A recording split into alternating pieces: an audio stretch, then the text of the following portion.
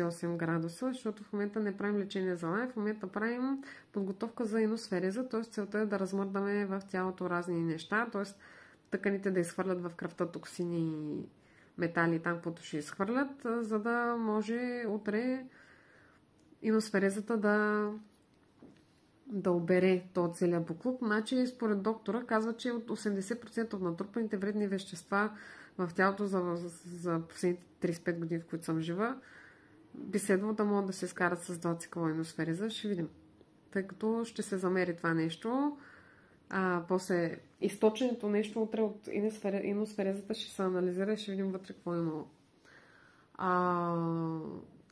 Лягаш на това нещо, почва отдолу лампата да излъчва топлина, тялото се нагрява, в първи момент гори, смисъл пареше ма доста, но в следващия момент реално почнах да се потя и в момента, в който достигна 38 градуса, аз почнах да се потя и така се стои около 40-45 минути с тази хипертермия. И да ви кажа, сега като я направих, пак почна да ме боли. То не гърлото, имам нещо като хрема, нали, задна хрема и постоянно отзад ми дразни и ми пари към гърлото, много неприятно. Това нещо го имам около месец и половина и ми е, даже да ни кажа 2, след COVID-а и просто ми е много гадно и тъмно, този ден беше минал и сега пак почна, явно от вирусите, които имам, не знам. Така, значи това мина, след това, нали все пак се взех си след това един душ, защото ти стаже вода, нали. И след това... Да, след това правихме пресотерапия. Пресотерапията е много е приятно. Това ми беше много приятно. Нещо, може да го приемете като масаж. Влизаш в едно като чувал, където краката ти са по-отделно. Представете си маншет за мерене на кръвно. Обаче влизаш така с краката напред в такъв все едно маншет и от някъде до подгърдите стига и пускат го, нагласят го на разни параметри и това нещо почва да се свива около тебе и да се отпуска първо на ходилата, после на пръстите, на бедрата, на таза. Точно сега както да притиска, нали, маншета на апарата за кръвното и това нещо пак е около 40 минути. Помага, нали, на лимфната система да дренира. След това имах вагинално озон.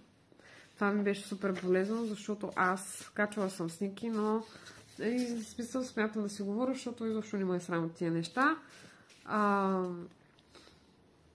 Имам проблеми с гениталиите, адски ме боли, дали идва от подендалния нерв, много вероятно, защото ходил съм на проктолог и на всякакви други лекари, още взето става така, че се възпалява подендалния нерв, а той преминава през вагината, през ректума и през уретрата и когато се възпали, т.е. боли се едно имаш уретрит, но нямаш, вагинално може да забравиш за секс, както е в моят случай, и те боли когато се изхождаш. Това е изключително неприятно. Имам този проблем от 3 години.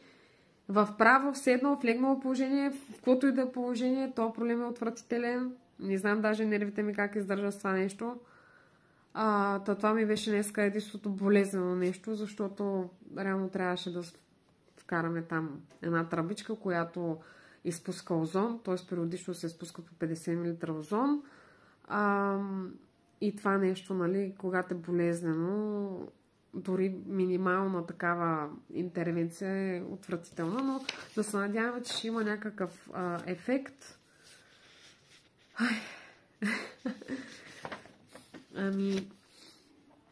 Реално сега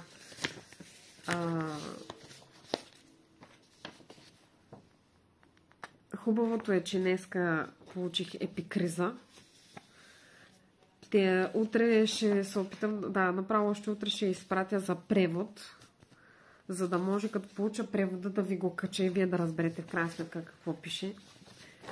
Но общо взето пише, че имам придобити непоносимости към храни, изтощение на адреналната жлеза, високо ниво на токсичност, хронична интоксикация с тежки метали, уран и сребро, високи нива на фталати и на N-ацетилцистеин, едно друго N-ацетил-2-цианоетилцистеин.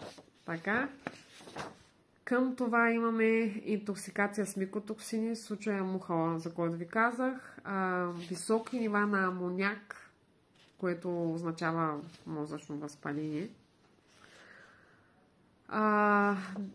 високи нива на интерлевкин 1-бета, дефицити на D3, аз одеве ги споменах, леко завишени холестерол и триглицериди, активирани вируси за варицела зостер, херпес симплекс 1, цитомегаловирус, Епштайн-Бар, херпес 6 и 7, вулвовагинит,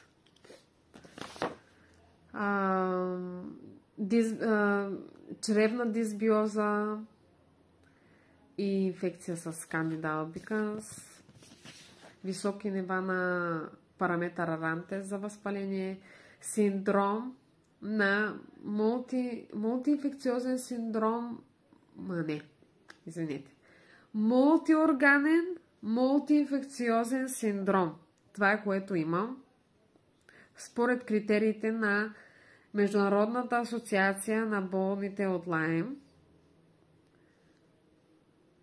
която съвпада с клиниката, и имам лаймска болест, Бартонела Хензеле, хламидия пневмония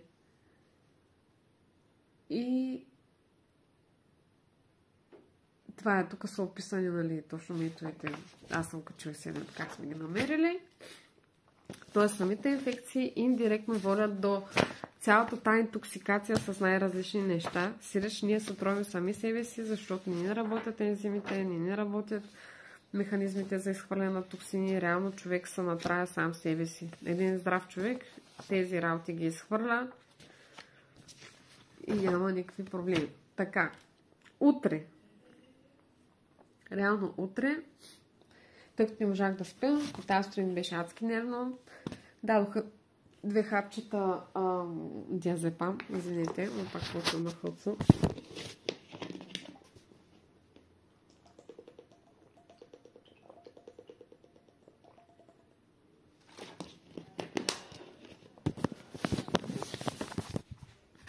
Едно за тази вечер и едно за утре сутринта. Макар че доктор е убеден, че след утре няма да ми трябва повече диазепам, защото реално в четвъртък имам нещата, които имах днес, и в петък имам нещата, които ще правим утре. Тоест, че за петък няма да ми трябва никакво успокоително, защото ще видя, че не е толкова зле положението. Утре, в 8:30 рано сутринта, при вас ще бъде 9:30, започва моята еносфереза. Това, което значи, ще ми сложат хепарин, нали, за да не се съсирва кръвта. И да се надяваме, че ще мине всичко окей, без никакви проблеми. И че няма, нали, да е болезнено или някакви такива. И това е като цяло утре. Да, и след това пак ще имам тази терапия вагиналната с озон. И това е. Тоест в четвъртък също като днес, в петък също като утре и приключваме. Тоест, ако не остана още 2 седмици за тези черевните озони, реално за момента не можем да направим нищо друго. Имаме някакви замислени неща предвид като дейности благотворителни, да видим дали ще не се получат, за да може да се съберат парите. И това е. Искам да ви кажа, че съм писала на 100 български, 100 най-големи компании в България, извините, защото не всички от тях са български. За момента нямам нито един отговор. Имам няколко отговора, че са прехвърлени, нали, в друг отдел да ми отговорят съответния служител и така нататък, но за момента нямам никакви други идеи. Надявам се превода на епикризата да помогне още, защото аз вече не знам някои хора какво трябва да им се покаже, за да повярват, че наистина има някакъв проблем. Между другото, съм първата, т.е. в клиниката имат една карта следващия път мога да попитам дали мога да я снимам, защото за момента е забранено да снимам и да правя видеа, но ми обещахме, че примерно те могат да ми направят някакви снимки и с тяхно разрешение да ги кача, ще видим. Имат една карта, на която са обозначени от кои страни са имали пациенти. И от България съм първата аз. Тоест до сега не са имали пациент от България в тази клиника. Между другото, с едната медицинска сестра доста си поговорихме и така останах с добри впечатления. В смисъл, надявам се, че си свършат работата, защото и лекара ми се вижда сериозен. Като си има предвид, защото доста е вложил в апаратура и разни други неща. И между другото цялата му стена е пълна с някакви дипломи, сертификати и така нататък. Не ми остана време да ги прочета всички, защото просто говоря с него, нали, го гледам в очите, но общо взето е изкарал много курсове, много неща и продължава, между другото, в момента продължава да учи нещо друго. Отново, нали, медицинско, не знам точно в каква насока. Знам, че ако имаме успех, знам, че и други хора ще... В смисъл, това ще бъде добре, ако имаме някакъв успех с лечение, защото това ще даде надежда и на другите болни от Лайм в България. И се надявам да се получат нещата, за да имаме някакво място, където знаем, че някой все пак може да налекува. Защото, както знаете, или може би не знаете, в България има минимум 5000 човека, които са като мен. Говоря болни от същите неща. Много от тях са в много по-лошо състояние от мене. Много от тях просто се лекуват сами вкъщи, слагат си системи, бият си сами венозно неща и си правят постоянно някакви самолечения, защото нямат избор. Просто нямат избор. Това нещо не може да продължава така и това, което поне зависи от мен, аз ще го направя. И това е за момента толкова. Надявам се нещата да имат ефект. Сега нека видим тук за 3-4 дни с тия терапии. Аз ще усетля някаква разлика и поне да знам къде да се насоча, дали да допълна с нещо или не. Има хора, които смятат, че такива клиники са пълни шарлатани. Аз ще ги оставя те да мислят каквото си искат, защото аз смятам, че лечението на тези неща е комплексен въпрос. Нашето тяло е прекалено сложно, организма ни е прекалено сложен и някакси и практиката показва, че само с антибиотици не става. И за мен правилният път е комбинация от неща. Не казвам без антибиотици, не казвам да окараме само на хомеопатия и медна тел. Казвам, че е съвкупност от неща. И както убиваме бактерии, трябва да можем и да ги изкарваме от тялото си, да изхвърляме токсините и да имаме добра стимулация на имунната система и да имаме добро ниво на витамини и храненето ни и движението и всичко останало трябва да се вкара всичко в ред. Така че който още не го е вкарал, да почва да го вкарва. Аз, честно ви казвам, хората ме познават, знаят какъв пушач съм била. Пуших от 15 годишна, като последните години си имам кутия и половина минимум. Никога не съм си представила, че аз ще мога да спра цигарите и то от днес за утре. От днес за утре. Така че поне нещицата, които зависят от вас и са във ваши ръце, може да ги промените сега. И не е да чакате да ви стане лошо или да почнете да правите реакции към нещо. Направете го сега. Така, но съм я запушен, извинявам се, но това е. И като цяло за сега е това. Ще имам още един проблем, който ще трябва да разреша. И то е, че имам един зъб, който е имал 2 пъти ресекция на корените. Най-вероятно ще трябва да го извадя. Лошото е, че ето, 5-ти зъб. и когато се усмихвам, ще се вижда.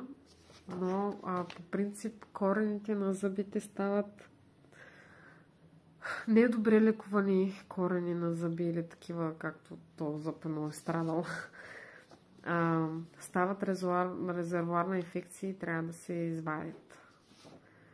Но това ще го планирам някъде по-нататък, малко преди да почнем антибиотичното лечение. Да, мисля, че това е за днеска. Ако има нещо по-нататък, аз ще пак ще ви се включа или пак ще разкажа. И това е. Утре ще има повече.